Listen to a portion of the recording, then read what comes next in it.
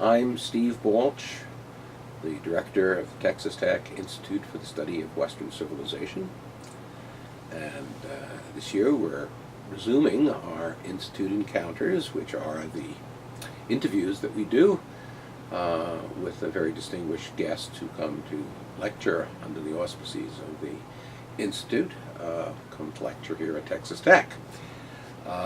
We have a very interesting guest today. She is Anne Rathbone Bradley, Dr. Anne Rathbone Bradley, who is the George and Sally Mayer Fellow for Economic Education and Academic Director at the Fund for American Studies in Washington, or at least close to Washington. Washington. She writes about a great many things, all of which are quite interesting. She will be lecturing here under the joint sponsorship of our institute and the Free Market Institute on the political economy of terrorism. But being a great all-around player, she is going to speak to us today about the subject of Christianity and capitalism. She is one of the editors of a book called Counting the Costs, Christian Perspectives on Capitalism, which is meant to address many of the objections that Christian scholars and activists have lodged against the morality of capitalism as a Christian endeavor. So she argues that it is indeed a Christian endeavor, and that's what we're going to try to find out more today about. So, thank you for being here. Thank you for having me. Why is the relationship of Christianity and capitalism considered to be problematic at all? Well, I think there's a lot of different trends in modern Christian thinking, and they call into question some real concerns that are not new, by the way. I think some of the concerns that Christians have about capitalism and living in a wealthy modern world are concerns that Adam Smith had when he was writing about wealth and how we should feel about it. But I really think there's a lot of objections that Christians have, maybe not even to capitalism per se, but to the modern realities of a wealthy world, which is, does capitalism, which presumably brings us more stuff, and more stuff is what we seem to all want, is that bad for our souls? And if it is there an alternative economic order that will get us something that's closer to what Christianity suggests we should be living in? So those are kind of the things that we try to wrestle with, both in the book and in my broader research. So Christianity got launched in the ancient world, and it was a world in which the poor were expected to always be with us, a world of endemic poverty. And it presented itself as something of a foe of the world, as a means of eventually escaping the world, and perhaps during this life mitigating some of its greatest unpleasantnesses through compassion and caring, whatever. So I assume that some of the critiques that come of capitalism nowadays really reflect that long history and the intellectual baggage which it carries. Would you agree that's true? I would agree with that, and I think you're absolutely right. If you look at the launch of Christianity, the world was a very different place. So when you read that verse in Matthew that you referenced, the poor will always be with you, you could really see that at the onset of Christianity, that most people lived poor lives. Most people lived under exploited political circumstances, and it was a reasonable statement to make. You look at the world today, in the 21st century, and you hear people like the president of the World Bank say that abject poverty, which is living under $1.90 a day, will be eliminated. They were first saying 2030, now they're saying we're probably going to beat that. And it's not just eliminating abject poverty. People are richer than they've ever been. This is a good thing because it allows us to live longer, which presumably allows us to do more of God's work if you're a Christian and you believe that that's important. But it also brings some concerns for Christians, which is, is it okay for me to have 4 BMWs in my driveway, and how big of a house should I own, and how much should I be giving to charity, and is just all this consumption a bad thing? So the ideas that Christians were wrestling with aren't new, but I think the way that we find ourselves, where we find ourselves positioned in history, makes them seem like new questions, and I think maybe some of the symptoms are different. So, is there a sense in which capitalism and Christianity compete with each other? I mean, for Christianity, taking the world as it was for all those centuries, said, here, there's a gate to a better place, and we're offering you the opportunity to pass through it. Whereas doesn't capitalism sort of, as it's developed in modern times, and as it can see its works around it developing and expanding, isn't it saying the life to be lived is here and not in the next, and that's where you should kind of devote your energies? Is there that conflict, and is that a problem for Christianity and capitalism in coexisting? It's a great question, and I do think people view it as a conflict. I'm not certain that it's a conflict that's real or that maybe we should be worried about, and here's why. If you look at, I think there's a lot for a Christian to know about Christianity just by reading the first and second chapters of Genesis, because I think there you get a lot of information about who we are, but also what are God's designs and his desires for his creation. And so part of, I think, what gets unearthed by reading that text is to say, this God wants us to be in a state of abundance. Now, that I don't like to be misheard there. It doesn't mean, I think God wants you all to be as rich as Bill Gates. But if you look at the story of creation, what is it a story of? It's abundance. There was, more stuff, if you will. It was trees and animals and chemicals and minerals and all the things we needed. And there to service us, too. And there to service us. And, if you look at Genesis 2:15, it says, man is to work the garden and care for it.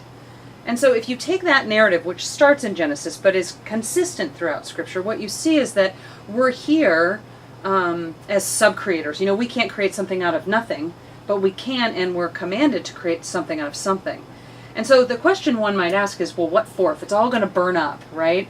If we're all just going to go to heaven one day, does any of this matter? Does the quality of your cell phone, should we really be putting our effort into that? Or is it all just going to blow up? And I think part of the narrative of Scripture, if you read it again, is that God will restore and renew what's done here. So I think what is done here with our human capabilities and creativities is eternally significant. Now, we don't know what that all will look like, but I don't think it's going to blow up. I think that the best of art and literature and culture and technology is going to be carried into the new heavens and the new earth. So if you believe that narrative from Scripture, then I don't think there's the competition. I do think there's problems of being human in a fallen world, which is we're always going to have these, sin and greed and lust and, seeking power. That's part of the human condition. I don't think that's part of capitalism per se. So again, the question that you're asking is, what is this tension? And capitalism is really just about who decides who's going to own the means of production, right? Is it going to be dispersed people, or is it going to be some center of power? And that's what kind of marks capitalism from socialism. So in that very basic economic way of understanding those words, I would say, capitalism is really a way for people to best kind of figure out how to unleash their creativity. What are, if you look back into Christian tradition and the important writers who have helped shape Christianity or the variants of Christianity's views about what we do in this world and how we should live our lives, who have been the most notable champions of capitalism, of a kind of free enterprise approach to living? Yeah, and offline we were talking about this earlier, but I think and especially what we witnessed, we meaning kind of looking back at history in the latter half of the 20th century with the demise of the former Soviet Union and what we know kind of the inhumanity of that type of system. I think Pope John Paul II was a powerful moral force in terms of what people should be morally able to do with their own lives and their own agency. I think we talked about Michael Novak, as kind of somebody who, very interestingly, was on the other side, for a while. He was not an advocate always of a capitalist system, and he wasn't a libertine. He wasn't someone who would say, well, there's no morals, or there's no, kind of self-governance. In fact, he said the opposite. If we're going to live in a capitalist society, there's going to have to be this ethos that binds us to what's going to make capitalism work well. So I think there have been some notable people.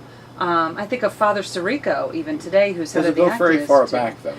No, it doesn't. You're right. And I think if you look at the church fathers, there's also been a lot of debate about this issue, right? So I think some of these ideas about the efficacy of capitalism to allow us to live into this kind of moral path are newer ideas. And, I'm not a theologian, so maybe I'm not even best poised to fully answer that question, but I do think this is not a new debate that we're having at all in terms of can capitalism and Christianity coincide, and what is the best social, economic, political order that's going to allow us to do. I think Adam Smith was absolutely a Presbyterian, wasn't he? Yes, and how dare I forget him? Adam Smith, the moral philosopher, who's known as the father of modern economics, of course, but really wrestled with why are some nations rich, some are poor, how do we think about, and what the brilliance of Smith is that he understood that getting society to be productive in the way we talk about it today was not about changing the heart of man,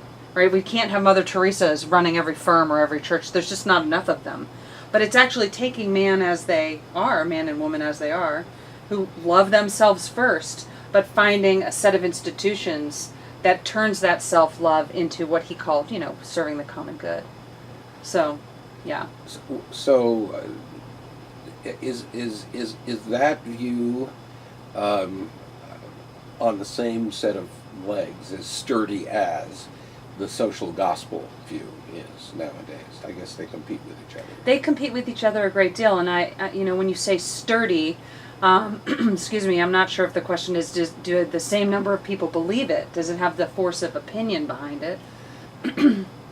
But I do think that this is the debate that's going on in the Christian church today. I mean, there are advocates within, kind of church leadership that would say that a social justice narrative cannot, if we're going to really create this environment of social justice, it cannot really include traditional capitalism. And another thing that I think is important to mention here is that when I say the word capitalism, I just talked about this before, I mean something very specific. When people who are not talking about, as economists, when non-economists maybe are talking about capitalism, I think a lot of things can come to one's mind. And I think people tend to think of crony capitalism, and in their mind that's what capitalism is, and I think that's a dangerous thing. So I think where the social justice warriors and I would be on the same side is we want to rid the world of cronyism, because that's just another form of exploitation, right? Using your position of power to get more power for yourself, and it's a situation that creates winners and losers, and we don't want to do that. And so, I think that if it has the legs, does this, and the book that we wrote was really a venture into saying we believe, and these scholars who are addressing these critiques believe, that it does have the intellectual and moral foundation. I wouldn't go so far as to say you can find on, some book and some verse in the Bible, capitalism is what you should do, because there's no such thing as capitalism when, the original texts are written. So I wouldn't go that far, but I also I'm not willing to say that modern true capitalism is a contradiction to Christianity, nor do I think it's incompatible with justice, nor do I think it's incompatible with a better world for the poor.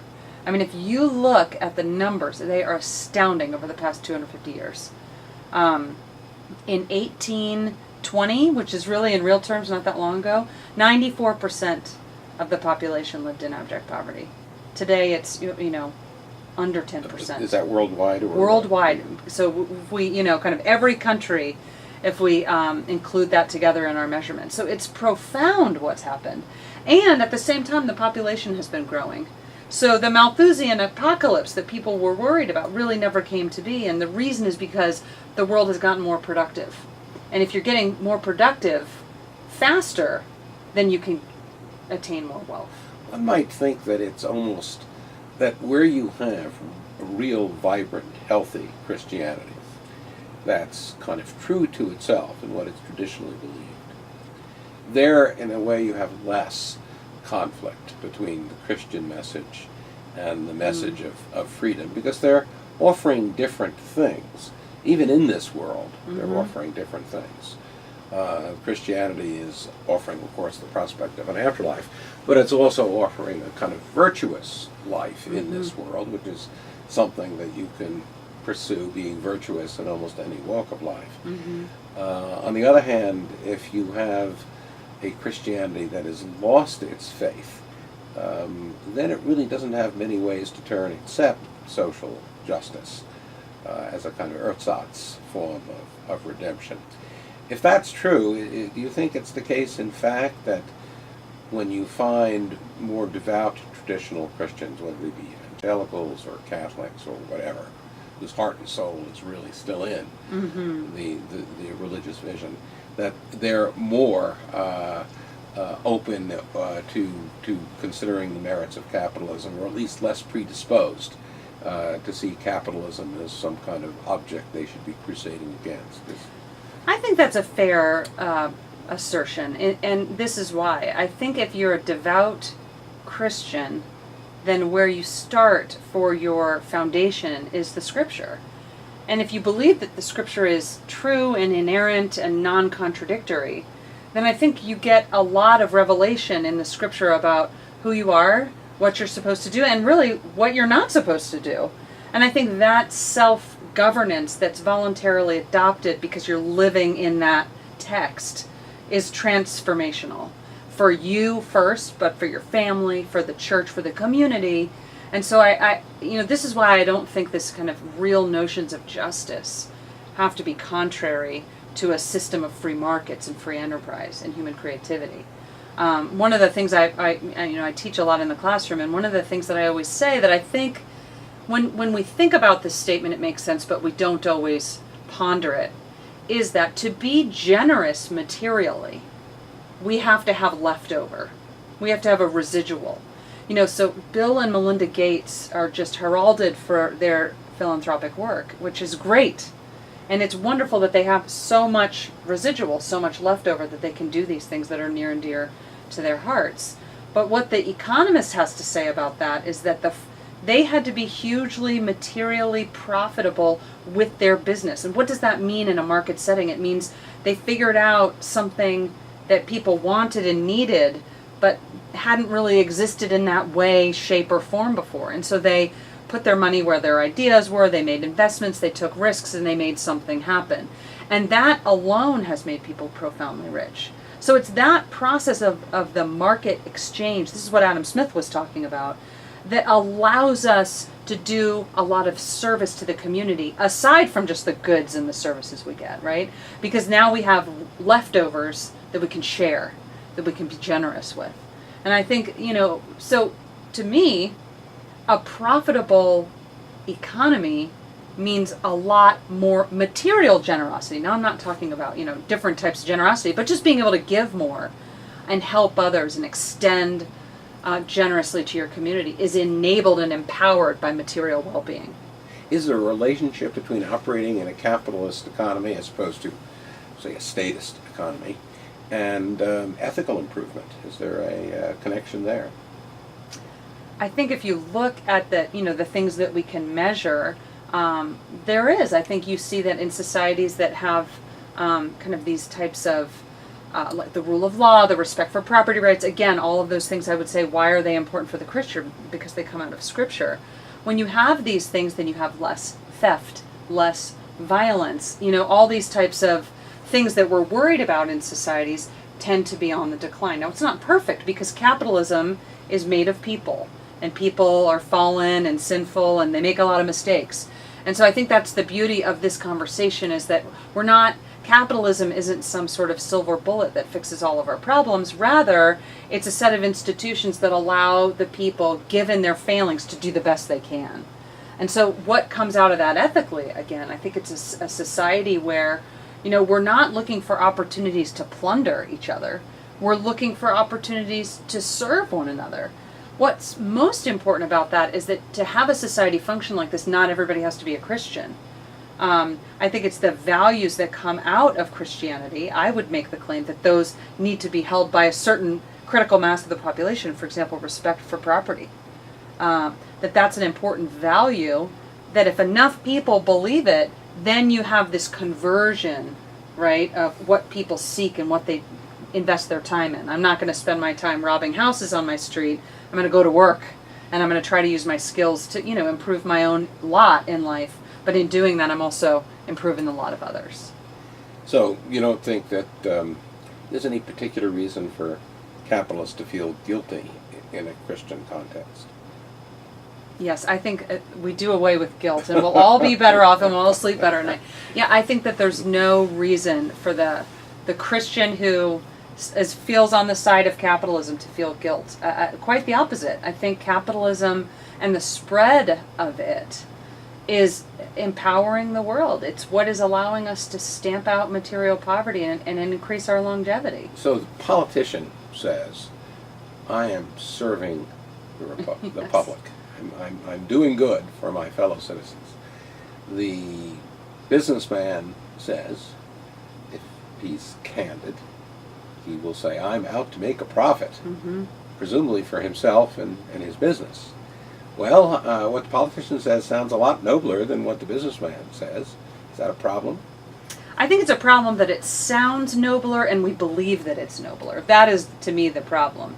This is just a kind of anecdote, but I have small children, and even in the Disney movies that they watch, the business person is the villain. He's the greedy guy. He's the greedy guy. He's the jerk. He's the one that wants to rip everybody off. So this narrative is so embedded in our culture, and we call it public service, right? So people who work in Washington and policymakers and bureaucrats, they are serving us. And as you say, the tycoon on Wall Street or the oil tycoon or Bill Gates, they're just out for profit. But again, I think what we have to say is, what is the context of profit seeking? See, the president and the bureaucrat, they're all seeking profit too. They're doing it under a different context. There's no profit and loss, but what are they seeking? Fame, re-election, more money for their budget, whatever it is that they're doing.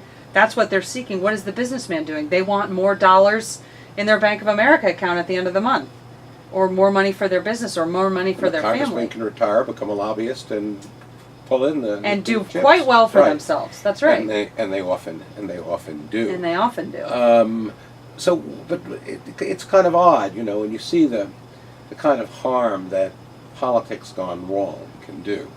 The death toll. There's a book out to try to remember the guy who wrote it called "Death by Government," and he just kind of accounts during the 20th century the tens, hundreds of millions of people. I mean, both in terms of the policies of murderous states internally and in terms of the wars. It's the work of Rommel, I believe. That's right. Yes. That's right. Right.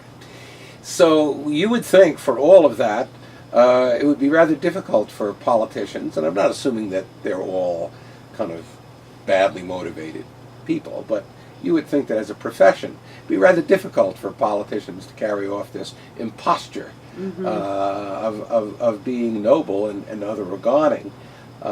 Yet, to a great extent, they do. Why is it so hard for businessmen? Businessmen seem a lot more candid. They're asked and they'll tell you. Profit isn't the only thing in their lives, but certainly when they're running their business, that's what they're thinking about. How come it's not been the case that business people have developed a kind of protective ideology that politicians can deploy in order to defend their own, often very self-regarding and injurious practices? Why have businessmen not been able to come up with comparable? Not that they need some form of deception, but how come they don't have comparable strategies for defending themselves? That's a good question. I think part of it goes to just some cultural changes that, I was just talking about that we see, which is just the prototype of the average person, by the way, who runs a firm in the United States is not Bill Gates, nor is it some corrupt hedge fund manager on Wall Street. It is, a family business. This is how many businesses start. They start small. They take all their savings. They put a second mortgage on their house. They do all this sacrifice, and we don't hear those stories. Maybe they're not sexy enough. I'm not sure. But then you hear, you have the president or a policymaker, and what do they have on their side? I think they have the press on their side. The journalists aren't heading over to, the guy who just opened a new restaurant to hear the story. I think it's just not as sexy as hearing about, kind of what's going on in Washington. And we think what goes on in Washington matters a lot more. And I'm not sure that's true. I think the reason that we're all wealthier and healthier is because of what ordinary people are doing and the risks they're taking to start businesses, services, all these different types of things that make us richer. But that's not the narrative, and I think part of it is just, it's a cultural backlash against something that's an easy villain. It's hard to take down the American presidency if you don't like the president, right? So it's much easier to maybe have a smear campaign against Wall Street after the Great Recession. We want to hold people accountable too when things go wrong. And I think that the other cultural shift over the past 100 years is that the government can do things and save us from things that the market can't. Is that true? I don't think it's true on that. I do not think it's true.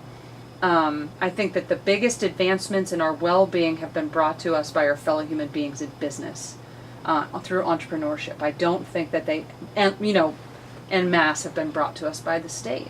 And the state has this problem of power grabbing. Now, I think what's interesting, goes back to your original question, is that we're just assuming that the very same people that occupy the halls of Congress are the same humans that occupy the halls of business. There's nothing metaphysically different. There's not superheroes one or saints here and sinners in the other place. They're the same. So what's different? The incentives that they face. So again, Bill Gates, Steve Jobs, Jeff Bezos, all these guys, it's not that they're angels. It's that to make the kind of money they make, they need to do something productive. Now, here's the worry that I share with my fellow Christians, perhaps on the left, that are worried about cronyism. I think we should all, by the way, be worried about cronyism. But I think in America today, it's much easier if you have the kind of wealth that a Jeff Bezos has or a Bill Gates has. You can have a lot of political influence. And that is where the problem lies.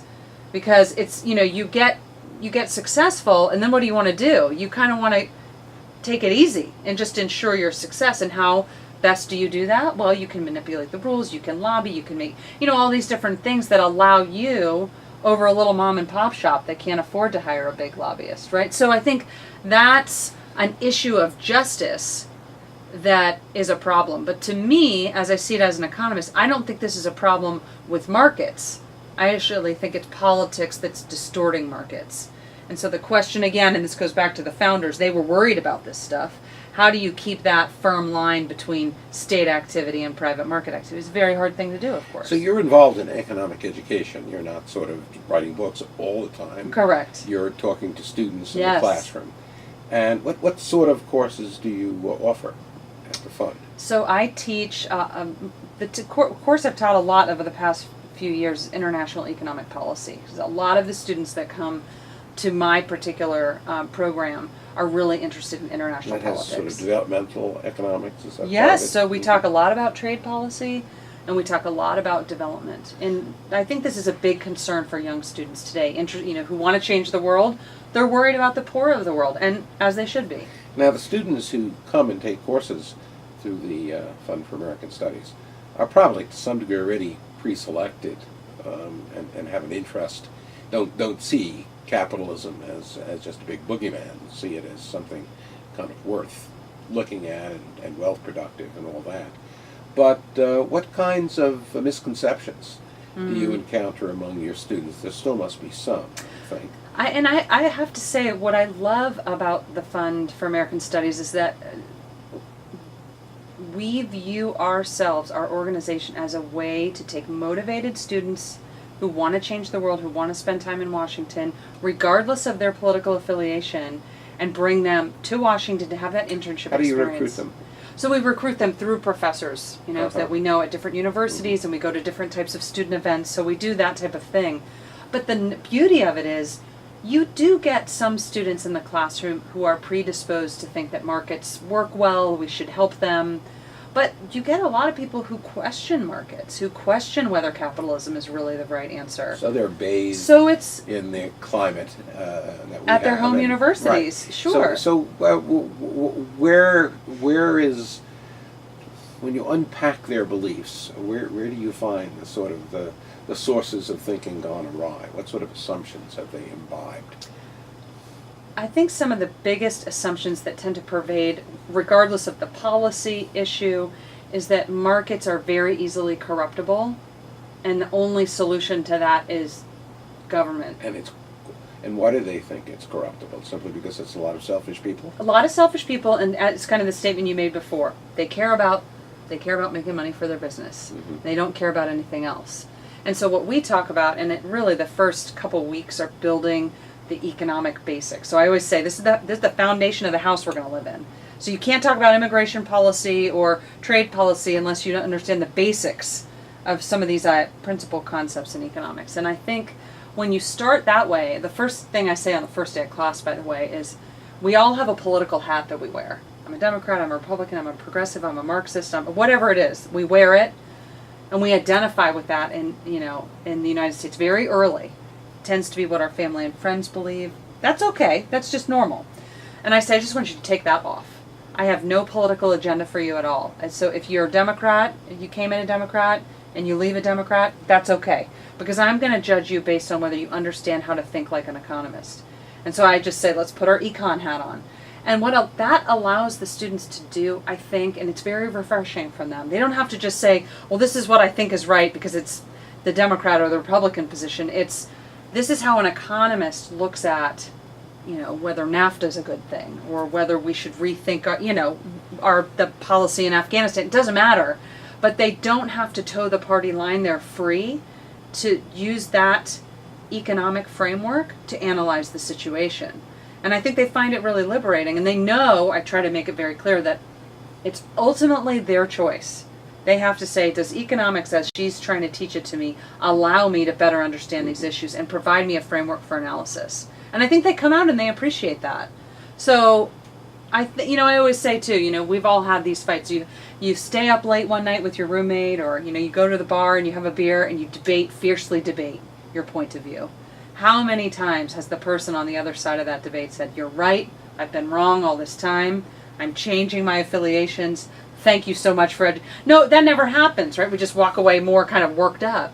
And so I think that this economic reasoning allows them to put that aside and then really engage. And I say, if you're learning, you're going to be uncomfortable because learning implies that we don't know everything. That's a bad message now. Yeah, it is. Yeah. So the first day they probably think, oh, this is going to be terrible. But I try to make it, to use the language of the day, it's a safe space. It's a safe place to come and question everything. And that's what college is for. That's what we should be doing. So, I've always thought that in terms of the argument for freedom, the arguments for freedom, that while it's absolutely essential to give people an understanding of how markets work and how they produce wealth, that by itself is not enough. That people live and die and come to cherish things less through, unless they're very unusual people, less through analysis than through stories, than through narratives. And what the anti-capitalist side has, and maybe this has been true forever, even before the anti-capitalist side was what it is today, are good stories. Stories of struggle with heroes and villains. Whereas we have analysis. There are inspiring stories, I think, in the economic realm. I remember, if you think of Jeff Bezos, for example, or Steve Jobs, these were people who, while they made a mint of money,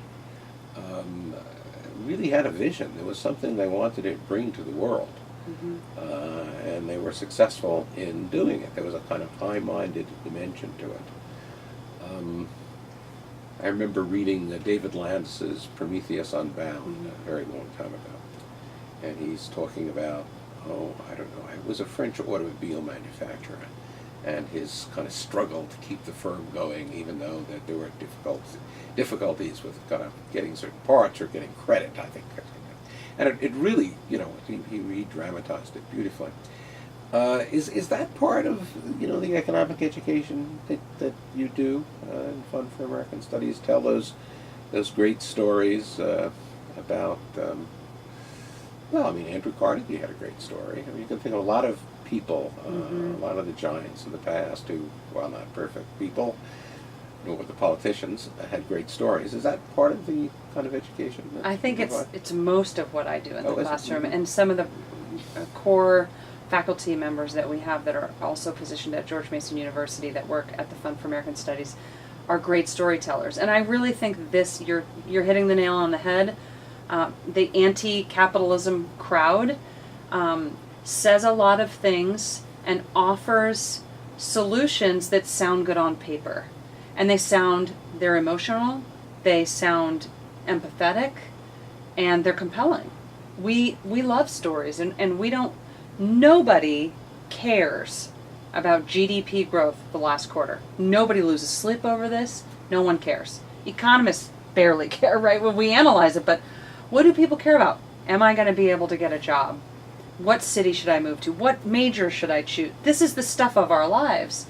And I think that's where the stories need to originate from, as you're saying. There's so many stories. If you'll permit me, I'll tell you one. But one of my favorite stories that I use in the classroom is retold in Thomas Sowell's fantastic book called Basic Economics.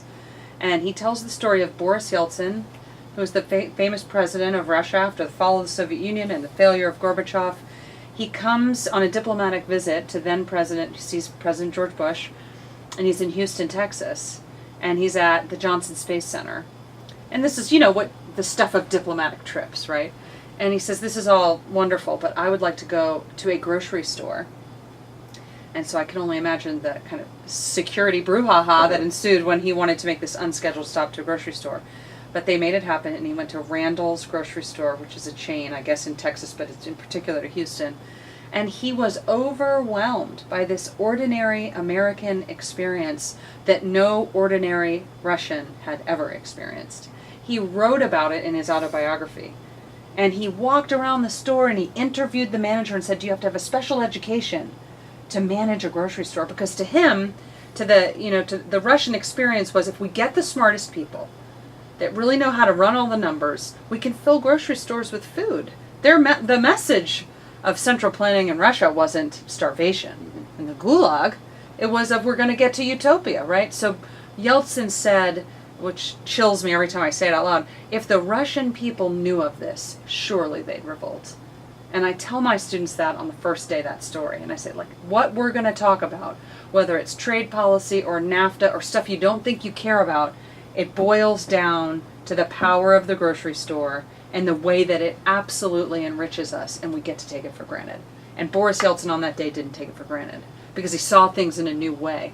So I think storytelling is absolutely the way to captivate young minds to think that economics is important. Because otherwise, what does economics sound like to you?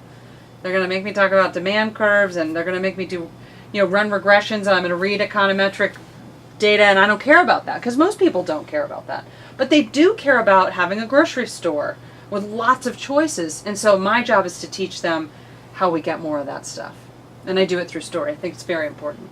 But I'm wondering, in addition to just stories, heroes. Heroes. And not just, ordinary workaday people who raise their families, but people who end up making a tremendous difference in the world, to some extent because they wished to do precisely that.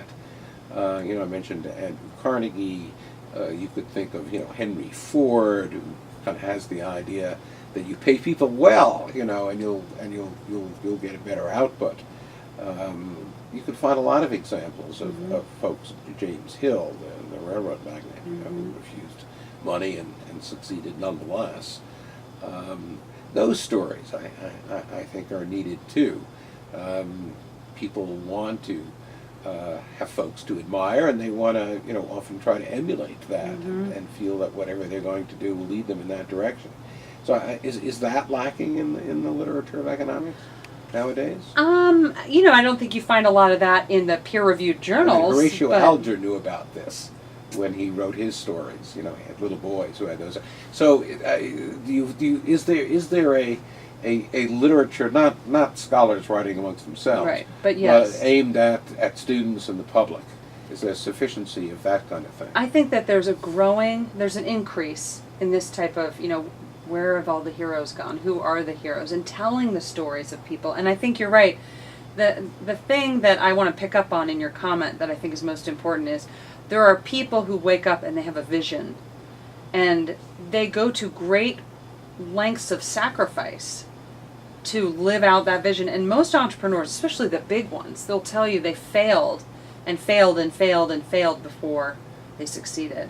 And so that perseverance, there's a spirit behind that I think is required for productive, free people that want to live. We want to live with all the wealth, right? But we don't always want to do the hard work. And so I think there's a growing storytelling about these kind of people who have done these type of things and the sacrifice that's involved in that. But I think we need to do more of that, because that's not, again, going back to your other question, that is not the narrative of the typical CEO. That it's sacrifice and you put everything on the line and you have this vision. Isn't that at the heart of the great appeal that Ayn Rand has as a novelist? Yes. That she makes capitalists into heroes. Heroes. In the traditional sense of the term hero. Absolutely. Absolutely. And I think we need to take back the cultural narrative in that regard, because, and I worry a little bit. The students come in and they know the Steve Jobs, the guys we've talked about, they know them. But entrepreneurs, very few get to that place, and there's a lot of people in the middle, and we don't hear about them. They're gracing the cover of Time magazine, but the activities that they engage in are important, and so I think we need to find them and figure out what their stories are.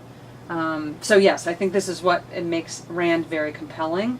And she, you ask people and they say, well, what changed your mind about capitalism?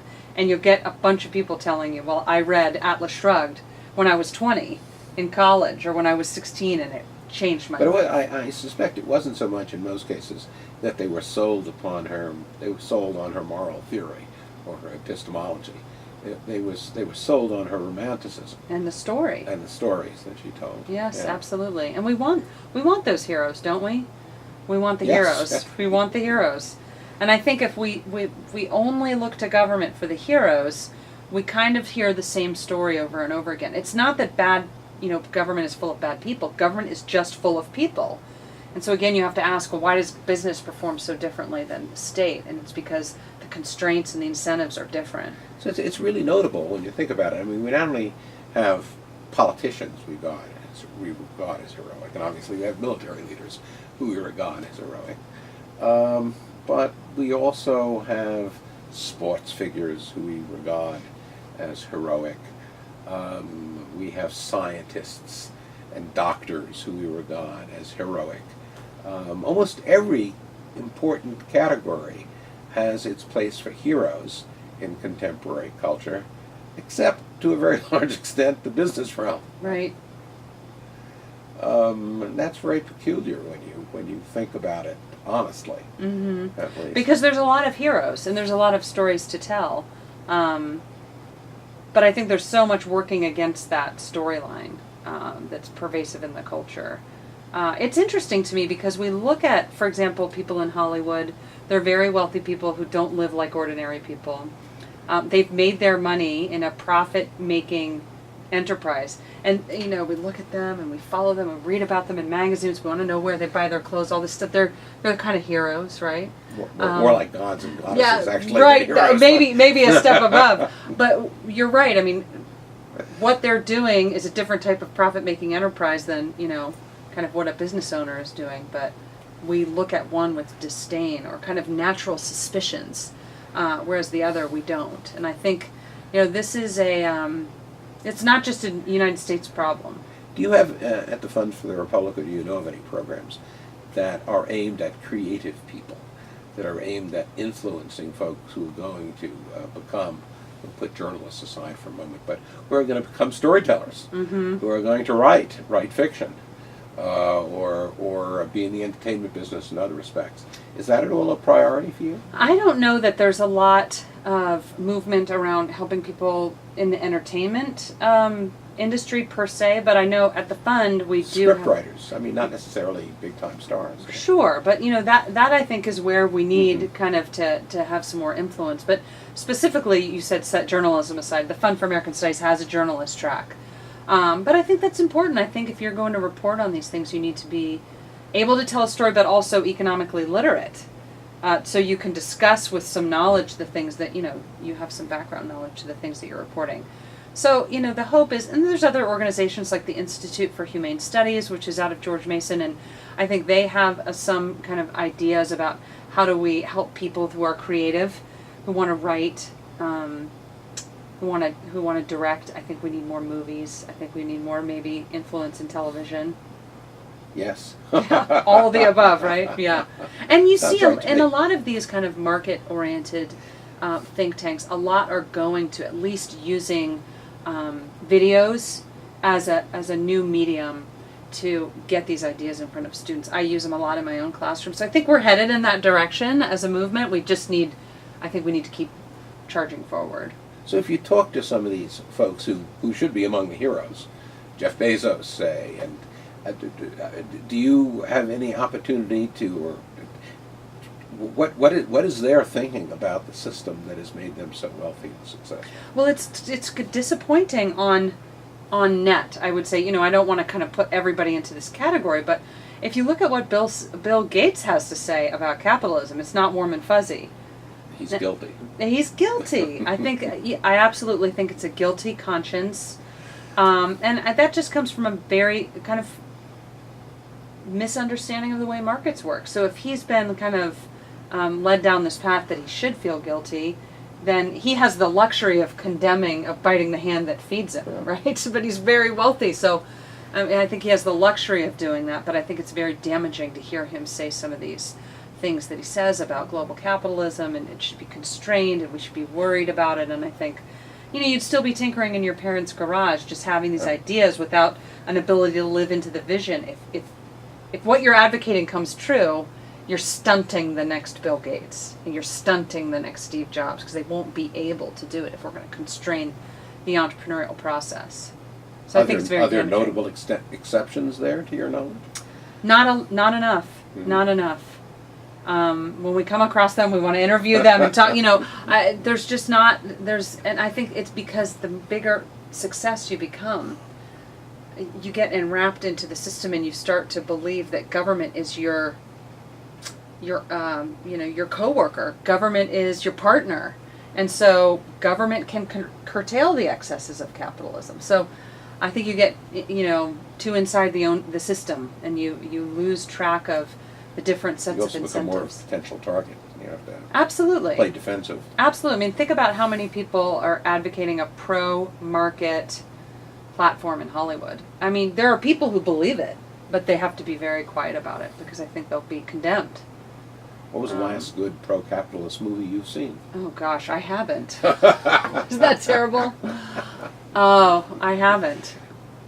They did do what, 2 parts of Atlas Shrugged. Yes. They've completed Okay. that, right. So if that counts, then that's good. But that was a story that was already written. But yeah, I mean, again, the narrative is being written without our consent, if I can put it that way. Yeah. So as a kind of parting thought here, folks like ourselves who believe that freedom not only works in a kind of practical way, but who actually believes that it makes you a better person and actually attracts some very noble people, what should our priorities be in the here and now? What should we be trying to do if we're intellectuals or activists or whatever? I would say as intellectuals specifically, I really think there's an assault on ideas and the freedom of ideas in the university, and I'm really worried about that. I think we should all be really worried about this kind of weird conception of tolerance, which is really intolerance. It's it's being bred in universities, so I'm worried about that. And I think we need to support people who are not capitulating to that. I think they need money. I think they need, access to resources so that they can build programs with their students. So I think what goes on in the university, there's some really great organizations that fund that type of things at university. I think that needs to continue and grow. Because, again, with the students that I get at the Fund for American Studies, they're from a wide swath. You can have somebody from Princeton and somebody next to you that's from a community college. Huge diversity in their college experience. But you know what's very similar across that? Is they've been sold an anti-market, kind of platform, and without any rigor or critical analysis, just this is wrong, kind of this is right, don't question it. And so when they come into my classroom, it's new. So I've never heard this. I have never heard that free trade will empower ordinary people. They'd never have heard that. So I think at the university we have a lot of work to do. I think we need to bring speakers to campus who are saying things that other people are afraid to talk about. And I think we need to bring back a respect for divergent ideas and for academic freedom. So I'm really worried about that. Is it possible to be a pro-capitalist activist outside a university context? I think it is. I think it is. How might you do that? And I think probably this is outside my scope a bit, but I think that there's things we can do in think tanks. I think that there's grassroots movements we can be a part of. We started with this, so it's fitting that we end with this. Capitalism has a bad reputation. It's a word that makes people cringe. Nobody wants to have a bumper sticker that says "I heart capitalism" on their car, right? It's just not warm and fuzzy. It's a Karl Marx coinage, isn't it? It is, and a derogatory one. So I think we need to rebrand it. I'm not saying change the word. In fact, when we wrote our book, there was a debate about whether we're going to use the word capitalism. And we just said, let's use it. Everybody talks about it that way. But I think we need to rebrand capitalism for what it really is, which is the system that has saved people's lives en masse, not just rich people's kids, everybody. I think that's the story we need to tell. And I think we can get students excited about it. Well, thank you so much for telling it Thank and you. for being with us here today. My pleasure. Thanks for having me.